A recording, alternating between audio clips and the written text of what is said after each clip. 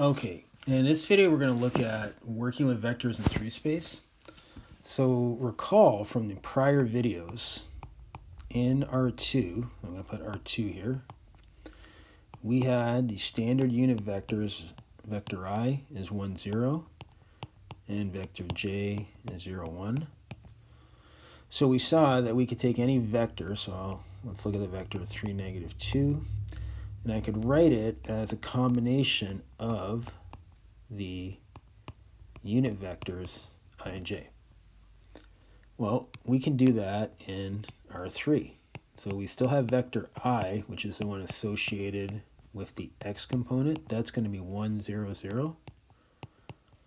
The vector j will be associated with the y component. It's going to be 0, 1, 0. And now we got the third one, vector k, is going to be associated with the z component, 0, 0, 1. So I could take any vector in R3, so let's get one going here. Let's go 4, negative 1, 5. And I could write it as a combination of the standard unit vectors. Okay, so again, just making sure we associate the proper unit vector with the proper component x, y, or z. Okay, so not too bad there. So you just got to do that one little extra step. So, and again, just remember that unit vectors means they have a magnitude of 1, and I, j, and k means they lie on that particular axis. So let's look at something we saw in the prior video. So if I have like a vector A, which I say is 7i plus 2j minus 3k, and then I have a vector B, which is 5i plus 2j minus 3k. And I want it to do vector A plus vector B. So there's two ways I could do it. So I could do this if I use the vectors with their standard unit vectors. So I'm going to go like this. I'll do it both ways. So I'm going to rewrite A, and I go plus B. Okay, just get up, a little bit more room. So at this point here, I want you to think like terms, because it's exactly what you're going to do here. So you can see here, I've got vector i's. I'm going to group those like I would like terms. I got vector j. So again, you know more than you think you do about this, because this comes down to nothing more than collecting and simplifying like terms. So just like you would do there with like terms, that would be vector A plus vector B. And then if I wanted it without the unit vectors, I just take those coefficients. Now, what I also could have done, so I could have gone right back here, so I'm going to put an or.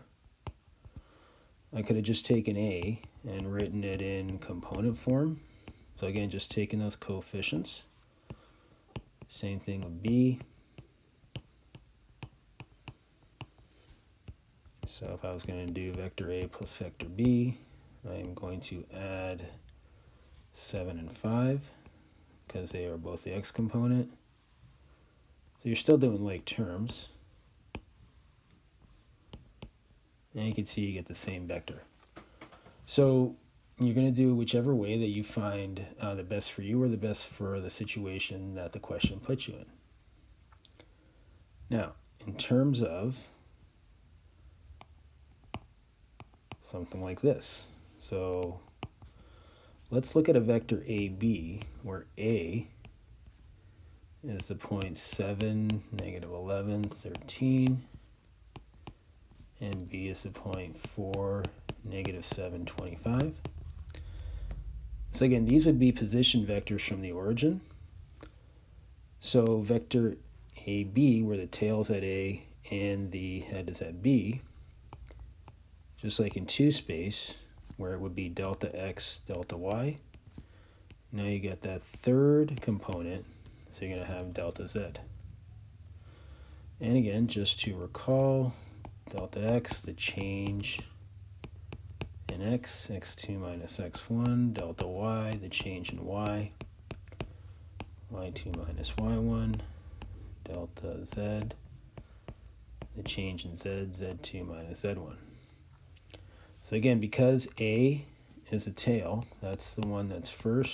So if you're labeling, if you like to do that, that'll be your x1, y1, z1. Same thing here. So again, you could do the work here at the side. So why don't we do that since it's already written? So this would be 4 minus 7 is minus 3. Minus 7 minus 11, watch your double negative. It's going to be 4. And 25 minus 13 is going to be 12. So vector AB is going to be that position vector that's parallel to AB. And if I wanted to find the magnitude of that, again, same thing, like we were in 2 space, where I would go delta x squared plus delta y squared plus delta z squared, take the square root. Actually, in 2 space, I would just have delta x squared plus delta y squared. Now for 3 space, I got to take into account the change in z, and I've already got them.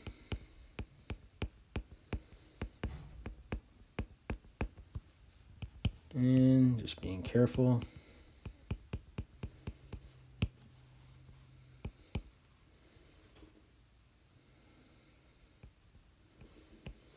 And when it works out to a nice perfect square, you want to take that.